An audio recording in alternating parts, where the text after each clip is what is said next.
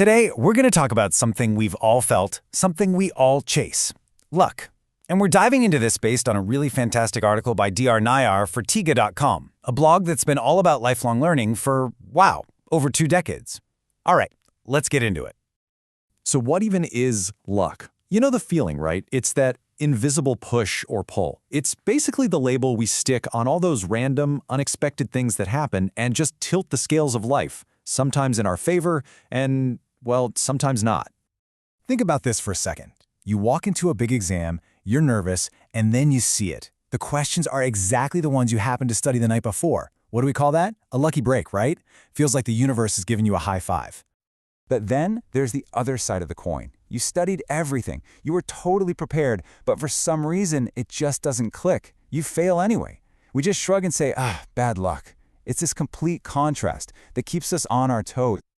Or, okay, let's raise the stakes a bit. Picture a sudden, totally out of the blue accident. The immediate thought is always how incredibly unlucky. A terrible twist of fate.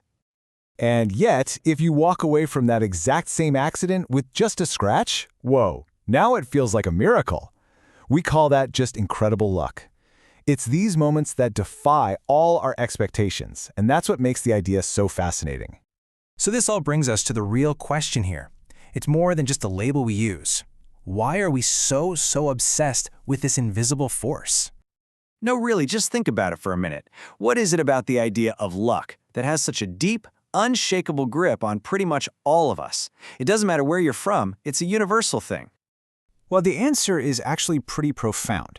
It comes down to this idea the article calls hope without rules.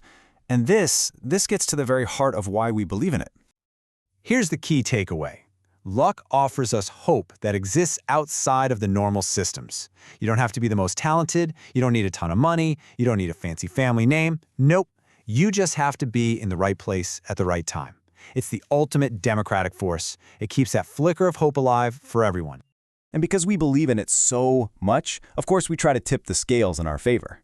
This leads us to this really fascinating human behavior, basically trying to negotiate with chance. How do we even try to control something that's totally uncontrollable? Oh, we have so many ways we try to activate luck, don't we? I mean, think about it. Special rings, lucky charms, arranging our furniture just right. We avoid certain days or even numbers like 13. And we definitely get nervous around black cats. It's a whole industry, really. Which, of course, brings us to the million-dollar question. With all this effort we put into these charms and rituals, do they actually work? Well, the honest answer is, who knows for sure? But what we do know is what they do for our minds. These little rituals, they give us a sense of control in a world that often feels really random. They calm us down.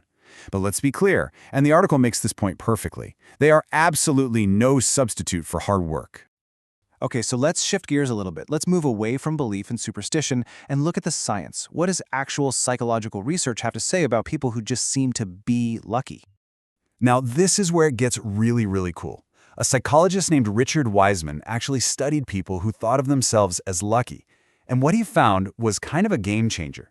The old myth of luck being some magical external force that just happens to us, yeah, that's not it. The reality, luck is an internal mindset.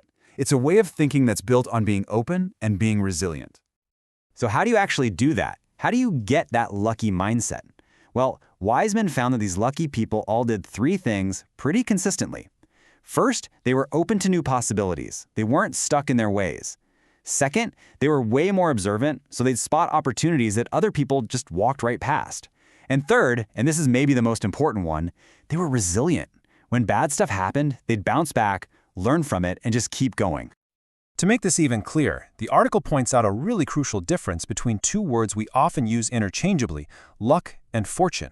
Getting this distinction is key. I love this metaphor. Think of luck as a quick spark. It's like lightning or a lottery win. It's a sudden, random flash. Fortune, on the other hand, is the lasting fire. It's something you build yourself, over time with hard work and that resilient mindset. One is a random event, the other is a legacy you create. Okay, let's tie all of this together with one last really powerful idea from the article.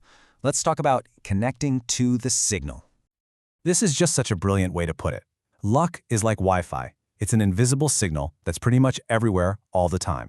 but you only notice it, you only get to use it when you're actually connected. And being connected just means having that mindset we talked about, being open, being observant, and being resilient. So I want to leave you with the same question the article ends with. Think about it for a minute. What's the luckiest moment of your life? Really reflect on that. And hey, maybe even share that story with someone. Because like the author says, you just never know when your story might be the one that gives someone else a little bit of hope. Thanks for listening.